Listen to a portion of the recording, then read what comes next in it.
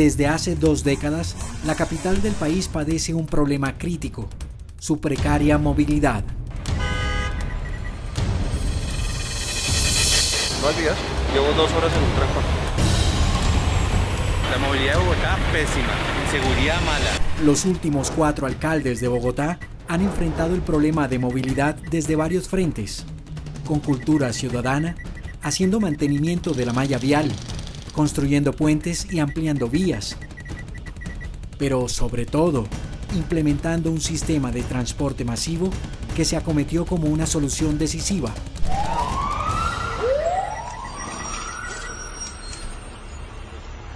Sin embargo, desde su inauguración en diciembre de 2000, el Transmilenio que se presenta de este modo, poco a poco colapsa. ¿Me pueden echar un poco para atrás, por favor? Que hay una señora acá que está colgada a la puerta.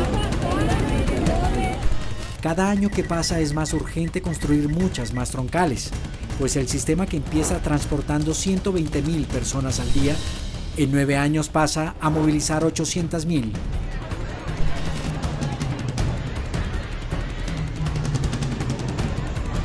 En 2008, durante la alcaldía de Samuel Moreno Rojas, es adjudicada la construcción de la fase 3 de Transmilenio por la avenida El Dorado al grupo Nule. Pero 2 años después, en enero de 2010, queda al descubierto el desvío de 80.000 millones de pesos de los anticipos por tal contrato para pagar coimas y para otras empresas del consorcio de Guido, Manuel y Miguel Nule.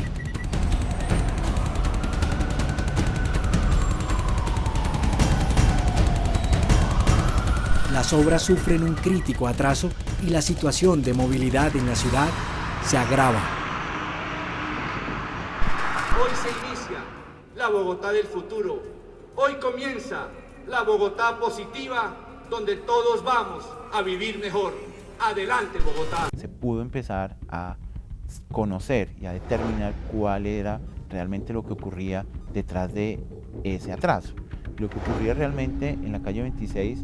es que los contratistas se habían apropiado de los dineros, pagando entre otras cosas las comisiones a los funcionarios públicos y a los intermediarios, y habían dejado prácticamente la obra tirada. Y fue ahí cuando se empezaron las investigaciones penales de la Fiscalía, las investigaciones de la Contraloría General de la República, y esto fue lo que llevó a destapar todo este carrusel. El fiscal del caso, Juan Vicente Balbuena, y su equipo descubren que detrás del robo de los recursos públicos, que se conoce como Carrusel de la Contratación de Bogotá, hay una pavorosa red de delitos que involucran desde el alcalde y entes de control distritales hasta funcionarios de su administración, concejales, contratistas y particulares. Lo que ocurrió con el gobierno de Samuel Moreno se sucede prácticamente desde el momento en que él es elegido alcalde, porque se empiezan a realizar unos pactos con contratistas y con particulares para tomarse la administración pública de la ciudad. De esta forma se le permite a intermediarios como el señor Emilio Tapia, como el señor Julio Gómez, como el señor Álvaro Dávila, que eran particulares, que intervengan en el nombramiento de funcionarios públicos y luego de los nombramientos que intervengan en los procesos licitatorios para favorecer a contratistas. Pero adicionalmente a esto también decidieron hacer acuerdos políticos llamados de gobernabilidad con concejales de la ciudad, a cambio de que los concejales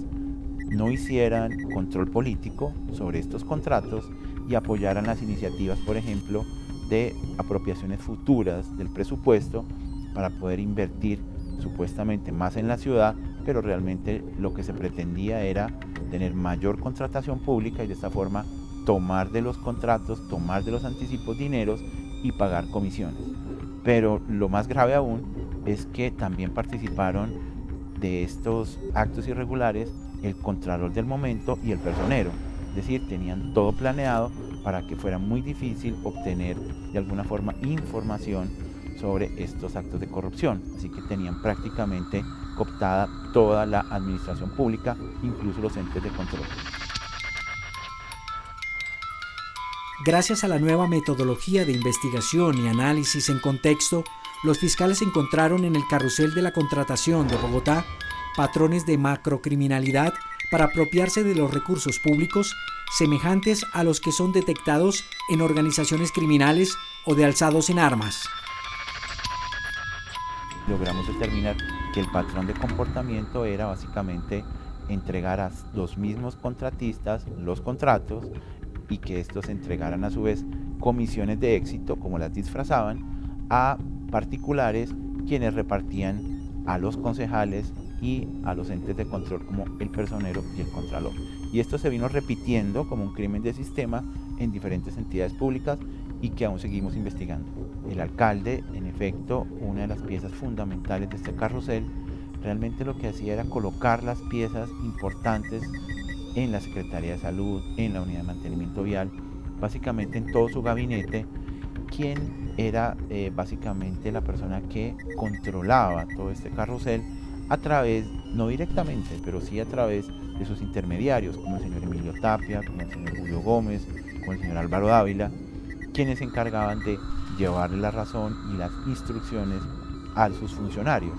y de esta forma permitir que la contratación pública se tomara ilegalmente por contratistas que no cumplían los requisitos. Tenemos casos muy emblemáticos como una empresa de construcción ganándose la prestación del servicio de ambulancia en Bogotá, cosas que uno no se imaginaría que ocurren. Funcionarios como el contralor, señor Morales Rusi, y el personero, señor Rojas Birri, quienes son nombrados para que controlen los procesos licitatorios, los funcionarios públicos, quienes mediante procesos fiscales y disciplinarios deben controlar el gasto, se prestaron para, obviamente, hacer caso omiso a cualquier alerta que hubiera y blindar procesos licitatorios que sabían de antemano que eran ilegales. El robo de los recursos públicos durante la administración de Samuel Moreno Rojas, que algunos cálculos estiman en 150 millones de dólares, incluyó tantos contratos y entidades del distrito que los fiscales creen que la cuantía del desfalco puede ser mayor. Aún es incierto. Nosotros tenemos investigados en el IDU, por ejemplo, el contrato emblemático de la calle 26, adicionalmente 2 contratos de la reparcheo o mantenimiento de la malla vial y 8 contratos de valorización, pero solo en el IDU. En la Secretaría de Salud tenemos el contrato de ambulancias, pero adicionalmente tenemos investigaciones sobre el contrato de construcción de hospitales. También en la Secretaría de Integración Social tenemos varios contratos de canasta familiar, en los cuales igualmente hubo comisiones, adjudicaciones irregulares, así que tenemos que hablar de más de 35, 40 contratos. Existen otros contratos muy importantes, como el contrato de monitoreo de los recolectores de basura. Igualmente tenemos el contrato de canasta familiar, que impacta mucho sobre todo a la población más vulnerable. Tenemos el contrato del Sistema Integrado de Transporte Público, que en este momento estamos investigando, así como los contratos que tienen que ver con adjudicaciones irregulares en el acueducto. Así que hablar de contrato emblemático, cada vez que uno sigue investigando encuentra que definitivamente la corrupción se tomó a Bogotá en todos los ámbitos. Un cálculo de los costos que causa a Bogotá este robo sistemático de sus arcas queda ejemplificado en la obra de la tercera fase de Transmilenio en la avenida El Dorado o calle 26. Donde hubo realmente el mayor atraso fue en la obra de la calle 26 o la adecuación del sistema Transmilenio, que realmente podemos tener un atraso de más de 3 años, pero lo más grave aún es que un contrato que se había estimado en una aproximación de 300.000 millones de pesos le costó a la ciudad 200.000 millones de pesos más. Estamos hablando de un contrato que puede haber costado 500.000 millones de pesos cuando inicialmente se había presupuestado muchísimo menos. En los últimos 3 años, la Fiscalía General de la Nación logra resultados decisivos en esta investigación contra el carrusel de la contratación de Bogotá. Tenemos ahora más de 8 entidades, como son la Secretaría de Salud, la Secretaría de Movilidad, la Unidad de Mantenimiento Vial, el Fondo de Vigilancia, y la Secretaría de Integración Social, y de 2 condenas que ven en ese momento, una a un funcionario público y otra a unos particulares. Hemos pasado 24 condenas hemos intervenido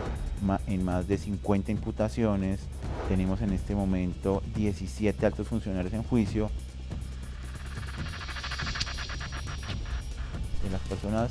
que podemos hablar como máximos responsables en este tipo de delitos,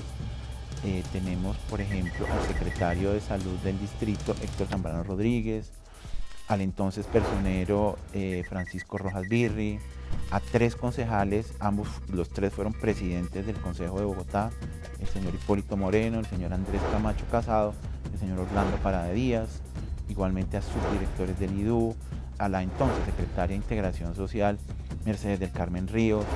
al entonces director de la Unidad de Mantenimiento Vial, Iván Hernández Daza. Es decir, hemos impactado realmente a la corrupción donde debe ser, en los directores y en los máximos responsables. Pero adicionalmente a eso, también tenemos en juicio, ya para llevar hasta la sentencia, a personas también muy importantes, altos funcionarios como el exalcalde Samuel Moreno Rojas, igualmente a la exdirectora del IDU, Liliana Pardo Gaona, quien en este momento se encuentra prófuga de la justicia y tiene circular roja de Interpol. También tenemos en juicio a 3 concejales más, que son José Juan Rodríguez, Wilson Duarte, Omar Mejía Báez y un concejal adicional que es Jorge Salamanca, con quien se efectuó un preacuerdo hace pocos días y está próximo a dictarse sentencia de condena. Y algunos de estos máximos responsables son Guido, Manuel y Miguel Nule, hoy todos condenados. El caso más reciente es el del señor Guido Nule, que se encuentra ya condenado. Los miembros del grupo Nule tienen 2 condenas, la primera de ellas a 14 años, la segunda a 8 años. El excongresista Iván Moreno Rojas, hermano del exalcalde Samuel Moreno Rojas, es condenado en octubre de 2014. Esta investigación fue adelantada por la Corte Suprema de Justicia con el apoyo del CTI de nuestra Fiscalía, y allí igualmente se le procesó, se le condenó a 14 años de prisión. Pero lo que tiene que ver con otros delitos que también se produjeron a raíz del carrusel de la contratación de Bogotá, debemos decir que está siendo investigado nuevamente por la Corte Suprema de Justicia por un posible enriquecimiento ilícito. Y en eso igualmente también la Fiscalía ha apoyado en prestar la Policía Judicial para esta investigación. Sin embargo, el juicio contra el exalcalde Moreno Rojas no ha avanzado con la celeridad que se le esperaba. La estrategia que ha tenido él y sus abogados es la de poner la mayor cantidad de trabas a nuestra labor. Hemos demorado mucho en el descubrimiento probatorio, ellos han instaurado acciones tendientes a que los procesos no avancen con celeridad, por ejemplo, apelaciones varias veces, solicitudes de conexidad, solicitudes de nulidad. Y lo último que ha ocurrido es que teníamos previsto iniciar juicio por fin dentro de uno de los casos el 21 de septiembre, y a pesar de que había sido citado con un mes de anticipación, el día lunes se presentó el señor Samuel Moreno sin abogado, manifestando que su abogado había tenido que salir del país, y por esto nuevamente se ha aplazado esta audiencia de juicio oral, pero pues con la enérgica manifestación del juez, que va a ordenar la investigación al defensor y le va a nombrar al señor Samuel Moreno un defensor público para ver si podemos avanzar y finalmente, antes de que finalice este año, tener una sentencia de responsabilidad. Es la intención de la Fiscalía. A 5 años de haberse cometido el mayor desfalco de la historia contra las finanzas de Bogotá, los fiscales creen que el cierre del caso aún está lejos. Yo realmente veo este cierre un poco lejano. Como le digo, en este momento hay 17 personas en juicio, 4 concejales, el alcalde, 3 funcionarios de alto nivel del IDU, en fin, hay muchas personas en investigación y tenemos para avanzar mucho más. Tenemos pendientes imputaciones de otras personas que corresponden a otras entidades públicas que aún no se han conocido con certeza por parte del público. Por ejemplo, el Sistema Integrado de Transporte Público de Bogotá, por ejemplo, en nuestro sistema de monitoreo de los carros de la basura, a través de un contrato realmente muy mal adjudicado, el relleno de Doña Juana, en fin, existe mucha investigación todavía. Uno de los más importantes es recuperar, si no todo, buena parte de los 150 millones de dólares robados. Se iniciaron más o menos 24 acciones de extinción de dominio contra funcionarios públicos, contratistas e intermediarios. De esta forma se han embargado multiplicidad de bienes muebles, inmuebles, vehículos, acciones comerciales, y tenemos embargados aproximadamente más de 80.000 millones de pesos, sin contar con unas acciones muy importantes embargadas al Grupo Nule que pueden superar los 200.000 millones de pesos. Fue realmente determinante poder contar con la unidad de análisis y contexto en su momento, ahora con la dirección de análisis y contexto, pues nos permitió entender el fenómeno de la criminalidad de cuello blanco en la administración pública. De otro lado, si no hubiera sido así, seguramente nos hubiéramos quedado con la investigación de 2 contratos en el Instituto de Desarrollo Urbano IDU y estuviera parado ahí. Podrán cortar las flores, pero no podrán detener la primavera.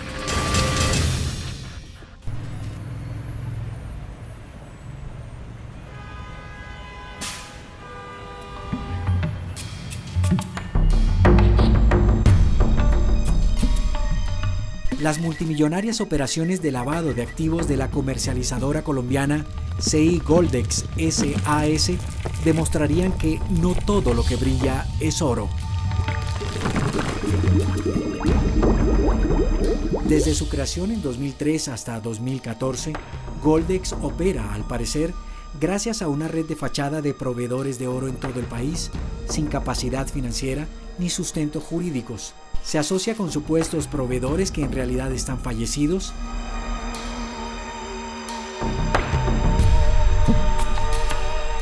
y exporta ficticias remesas del metal que no tiene proporcionalidad con los multimillonarios pagos recibidos. Con base entonces en esas irregularidades, la teoría que del caso maneja la Fiscalía es la siguiente, que Goldex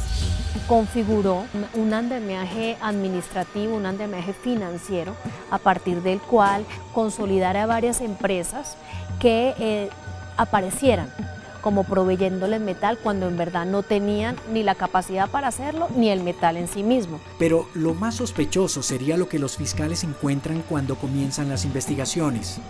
que Goldex recibía fuertes cantidades de oro para exportación de zonas del país donde para entonces no hubo registros de extracción de este metal precioso. La Fiscalía a este momento ha acreditado que se encuentra en una presunta operación de blanqueo de capitales. A la cabeza de Goldex está Jonuber Hernández Santa, un hombre humilde de 44 años y sin títulos universitarios, pero quien se convirtió en el segundo exportador de oro del país al lograr en los últimos 5 años vender a los Estados Unidos 1.265 millones de dólares, representados supuestamente en 40 toneladas de oro bruto. Nosotros encontramos cifras muy significativas, volúmenes de miles de millones de pesos. Un proveedor podía hacer una transacción en un día con Goldex de 40.000, 50.000 millones de pesos, en un mes de 100.000, 200.000, 300.000 millones de pesos. Para los fiscales investigadores, las exorbitantes ventas del llamado zar del oro, unidas a las irregularidades detectadas sobre proveedores y origen del metal precioso, solo tenían una explicación: podía tratarse de exportaciones ficticias con un objetivo. Goldex pudo haber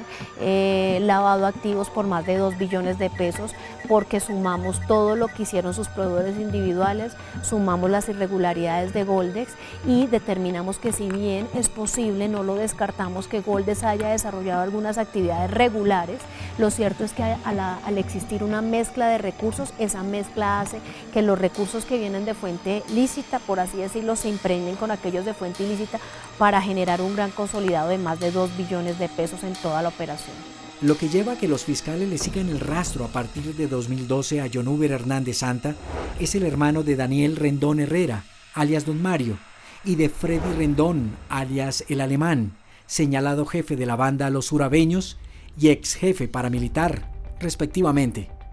nos dimos a la tarea de buscar en cada una de las bases de datos, nos dimos a la tarea de buscar a personas, de entrevistarlas, no una, ni dos, ni tres, más de 500 personas. Incluso escuchamos al señor John Uber Hernández Santa, le recibimos su contabilidad, la confrontamos con lo que nos dijo la DIAN, con lo que nos dijo la UIAF. Jairo de Jesús Rendón Herrera, hermano de alias Don Mario y alias El Alemán, habría vendido a Goldex entre 2007 y 2009 13.000 millones de pesos en oro.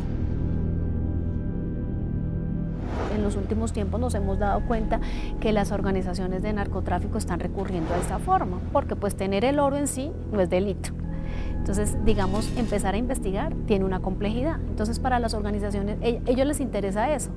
migrar a sectores económicos en los que sea complejo y difícil establecer, en efecto, la fuente ilícita. Después de tener cuáles son los proveedores de Goldex, empezamos a estudiar aquellos que son representativos, que le han entregado miles de millones de toneladas de oro a Goldex. Después empezamos a estudiar a esos proveedores de manera particular para establecer quiénes a su vez son los proveedores de esos proveedores, y ahí es cuando nos encontramos con serias irregularidades como que los proveedores primero son empresas que no tienen una infraestructura física como para operar, como que no cuentan con el personal necesario para desarrollar las operaciones con Goldex, como que no tienen la capacidad económica para haberle entregado el metal a Goldex. Y lo que es más serio y contundente para nosotros es que muchos de sus proveedores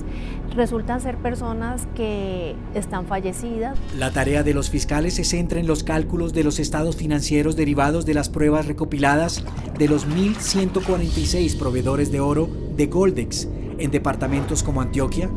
Córdoba, Chocó, Santander y Huila,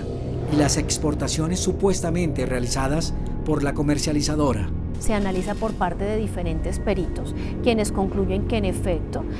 había incapacidad de esas empresas, que en efecto no tenían la estructura, que ni siquiera contaban con los ingresos para pagar a un empleado. La Fiscalía General de la Nación no solo encuentra a principio de 2015 que 2 sobrinos menores de edad de alias Don Mario aparecen como supuestos proveedores, sino que además representantes legales de empresas que vendían oro a Goldex recibían un pago irrisorio de 500.000 pesos mensuales. Se encontraron operaciones fraccionadas, es decir, que una empresa X terminaba desarrollando en un día una operación, 162 operaciones con Goldex, lo que no tenía ninguna razón de ser, porque sin empleados, sin infraestructura física, entonces incluso en los informes se consolida cómo tendrían que hacer cada operación como en un tiempo de 1 a 5 minutos, ir a conseguir el metal, entregárselo a Goldex. Todo ese tipo de operaciones y de estadísticas se hicieron para demostrar que en verdad no tenían la capacidad ni financiera, ni jurídica, ni económica, pero mucho menos el metal. Entonces son hechos, digamos, indicadores de una actividad delictiva. En enero de 2015, John Uber Hernández Santa, el zar del oro, es capturado. La Fiscalía consideró necesaria llamar a estas personas a responder por el delito de lavado de activos, y con ocasión pues de toda la conformación por otros delitos adicionales como el concierto para delinquir y el enriquecimiento ilícito de particulares. Detrás del zar del oro, los fiscales encuentran y detienen a 25 personas más involucradas con las operaciones de lavado de activos, como Martín Emilio Monsalve, a quien se le practica una audiencia en enero de 2015 en Medellín. Un juez con función de control de garantías no la entregó, y cuando estábamos en el procedimiento de legalización de captura. Era en el piso 18º del Palacio de Justicia de la capital antioqueña. Martín Emilio Monsalve aprovecha un descuido de sus custodios y se lanza por una ventana.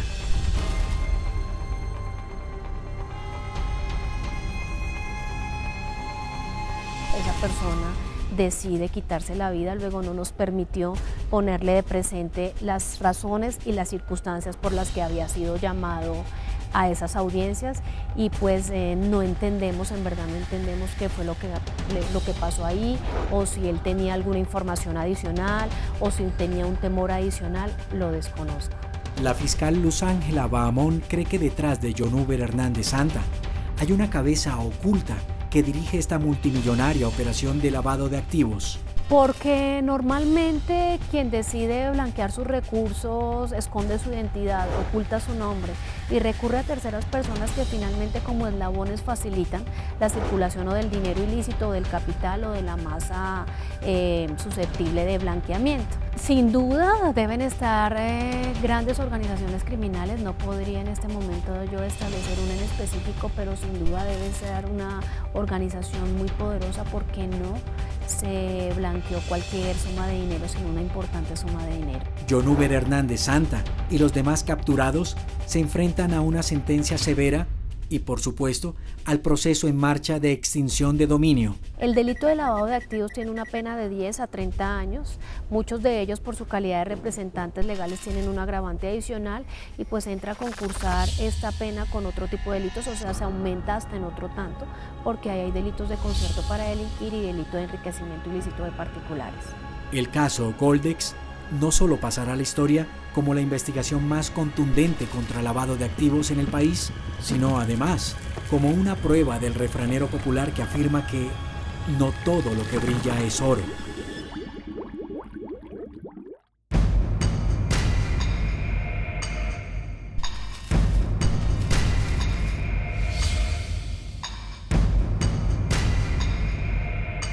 Detrás de la noticia en septiembre de 2015 sobre la autorización de la justicia española de extraditar de dicho país al empresario colombiano Víctor Maldonado,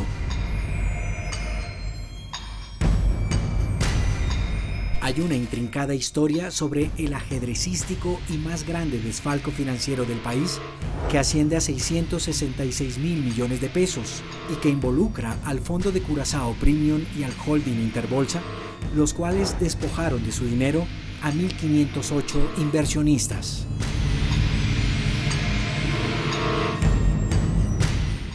La petición de extradición de Maldonado tiene una razón. Es señalado por los investigadores como el cerebro de todo el desfalco de la sociedad comisionista de bolsa Interbolsa S.A. Es que el señor Víctor Maldonado, contrario a lo que hizo, que fue abandonar el país sabiendo que existía una investigación en contra de él, venga y acuda personalmente al juicio oral que se sigue y que de manera personal ejerza el derecho a la defensa que él tiene.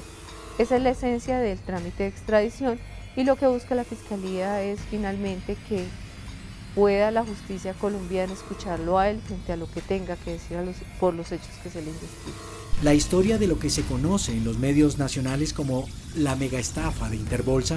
llega a manos de la fiscal Alexandra Ladino a finales de 2012. La Fiscalía recibe la denuncia de la Superintendencia Financiera, especialmente el doctor Gerardo Hernández, como superintendente, quien le comunica en noviembre de 2012 los hechos que se venían suscitando al interior de Interbolsa. 40 investigadores capacitados en operaciones bursátiles y empresariales por la Superintendencia Financiera descubren serias anomalías en Interbolsa, una sociedad comisionista que se había convertido en poco más de una década en la más poderosa del país. Una es lo que tuvo que ver con todas las operaciones que dentro del mercado público de valores estaba realizando la sociedad comisionista de bolsa. Y otra, el tema que hemos denominado siempre el Fondo Premium, que fueron las inversiones que se recibieron a través de un contrato especial de mercado en el exterior, donde las personas entregaban el dinero en Interbolsa a través de la sociedad comisionista y este dinero debe ir a un fondo específicamente establecido en Curazao. Sin embargo, el dinero que debía ir al fondo fue desviado por varias sociedades que conformaban un grupo de empresariales en el exterior. En la mira del equipo financiero de la Fiscalía General de la Nación aparece este hombre, el italiano Alessandro Corridori, del grupo Corridori, ligado a los conocidos Repo de Fabricato, la textilera antioqueña. Los repos de Fabricato es una operación especial que, para que pueda entenderse, es una operación donde los inversionistas entregan un dinero y se recibe como garantía unas acciones. Ese dinero lo estaban entregando prácticamente todas las personas que acudieron a Interbolsa, a la sociedad comisionista de bolsa, a hacer algunas inversiones y a cambio estaban recibiendo acciones de Fabricato en garantía. El hallazgo de los fiscales deja al descubierto que Interbolsa recomienda que la acción de Fabricato se venda. De este modo, Corridori, a instancia del grupo Interbolsa, realiza más y más operaciones repo para incrementar el precio de la acción. Nosotros encontramos es que la sociedad comisionista de bolsa, como las personas que se han denominado del grupo Corridori, no contaban con recursos económicos suficientes, no tenían el efectivo suficiente para adquirir las acciones de Fabricato, lo que se hacía es que se les daban unos cupos de endeudamiento, unos cupos de crédito muy amplios, y a partir de esos cupos de crédito y endeudamiento ellos lo que hacían era financiarse. Y financiarse a través de las operaciones repo, esto quiere decir que ellos entregaban las acciones de Fabricato que compraban, las entregaban en garantía y seguían recibiendo dinero para poder adquirir más acciones, que básicamente fue lo que se hizo. Los investigadores descubren que la manipulación de los papeles de la textilera obliga a los miembros de Interbolsa y el grupo Corridori a crear una estratagema para subir el precio de la acción de Fabricato. El precio de la acción en el mercado estaba por el orden de 12, 15 pesos y en el año 2011 logran subirlo un 204%, es decir que en diciembre teníamos la acción por un promedio de 80, 90 pesos. Ese incremento de la acción, ese aumento en el precio de la acción, lo que hacía finalmente era de alguna manera que el mercado pues creyera que la acción tenía un valor mucho superior cuando eran ellos mismos los que habían creado el precio a través de las operaciones que venían haciendo. Los investigadores encuentran que por esta razón es cada vez más difícil para el grupo Corridori e Interbolsa responderles a los inversionistas en este juego financiero. Cuando verificamos, entonces encontramos que las deudas que tenían estas personas con la sociedad comisionista de bolsa eran supremamente grandes, que era un monto de más de 200.000 millones de pesos, y finalmente no existía la capacidad económica para reintegrarle esos dineros, es decir, que los inversionistas de quienes se tomó el dinero para entregárselo al grupo Corridori pues veían frustradas las expectativas de que se les reintegraran las sumas de dinero, pues todo se ha utilizado en la misma operación de compra y venta de acciones, financiándose a través de recursos de terceros. En este caso concreto lo que evidenciamos es que las empresas que hacían parte del denominado grupo Corridori acudieron todas al mercado, pero esto fue acordado, es decir, un grupo de personas que representaba a varias de las empresas del mismo grupo ponían, como se dice en el mercado, la punta de compra y otra de estas mismas sociedades ponía la punta de venta. Es decir, yo ofrezco mis acciones, pero a la par estoy comprando esas acciones y se crea un mercado ficticio en el cual somos nosotros, un determinado número de sociedades o empresas, las que participamos en la compra y la venta de las acciones, logrando de esa manera articular un mercado que no correspondía a la realidad. Mientras esto ocurre con los repos de Fabricato, el fondo Premium, el cual hace parte del holding de empresas de Interbolsa, continúa desviando millones de dólares de los inversionistas colombianos. Lo que hay que tener claro es que Interbolsa manejaba legalmente un fondo que estaba ubicado en Curazao, que es el que hemos denominado Fondo Premium, que se llama el Premium Capital Appreciation Fund. Este fondo, y de acuerdo a lo que se le ofrecía a los inversionistas en Colombia, es que ellos entregaban la plata en Interbolsa, e Interbolsa entregaría el dinero a este Fondo Premium en Curazao. Lo que realmente encontró y lo que evidenció la Fiscalía es que el dinero se desvió a través de otras sociedades ubicadas en diferentes lugares del continente y, por ejemplo, entonces la plata llegaba a Interbolsa, pero Interbolsa entregaba la plata a una firma que se llama Interturis, que está ubicada en las Islas Vírgenes, o se enviaba a un advisor, a un administrador de inversión, que era el Fondo Premium, que estaba ubicado también en las Bahamas. Los investigadores encuentran otras irregularidades que tienen que ver con operaciones con la SAI, una sociedad de Interbolsa, y la ilegal triangulación de recursos a través de la Clínica Candelaria como intermediario, en la cual sale el dinero de la sociedad comisionista de bolsa y a través de un tercero, que para el caso fue la Clínica La Candelaria, el dinero llega a la holding o a la matriz de las sociedades de Interbolsa, y en la cual ese dinero pues termina en las arcas de una de las sociedades del grupo sin que ello esté permitido en la ley financiera. En cuestión de semanas, La Fiscalía intervino al grupo de empresas de Interbolsa y vincula al proceso a 23 personas, entre ellas a sus más altos directivos. Es por eso que a quien se vincula inicialmente es al doctor Rodrigo Jaramillo como presidente de la holding, es el presidente del grupo empresarial, porque entiende la Fiscalía que él, estando informado y conociendo todo lo que sucedía al interior de la sociedad, pues de una parte consintió voluntariamente para entregar los cupos de endeudamiento, consintió con la forma en que se estaban las operaciones, consintió con el hecho de que finalmente pudieran realizarse por un grupo de interés determinado como es el Grupo Corridori, esas operaciones sin ningún problema.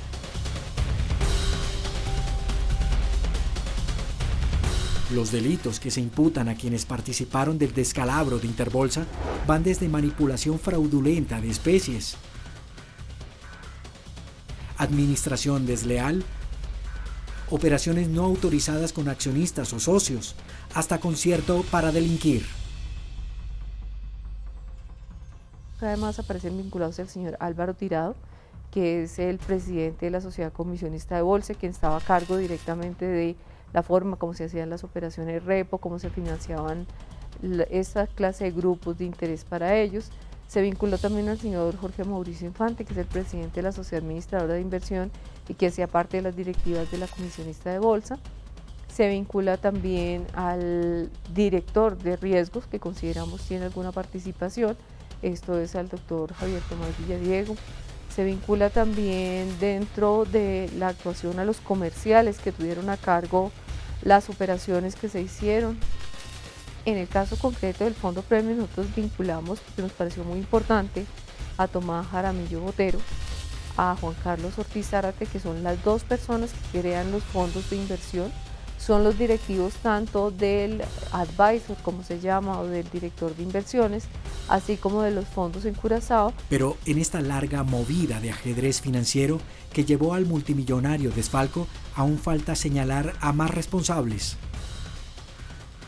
Todavía creemos faltan personas por vincular y es un paso que pues debe seguir adelantando la Fiscalía. Y es que en el caso concreto del Fondo Premium... Sobre el Fondo Premium, que desvía más de 366.000 millones de pesos y afecta a 482 inversionistas, los investigadores esperan que las fichas que han caído lleven a otras igualmente importantes. Según lo hemos podido establecer y queremos probarlo en el juicio, es quienes tomaban las decisiones dentro del caso concreto. Asimismo, hemos vinculado a los directores del fondo en Curazao,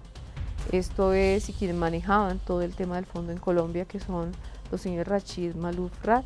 y Juan Andrés Tirado, que fueron los dos directores, pero adicional a ello hemos considerado necesario vincular a los directivos, a los representantes legales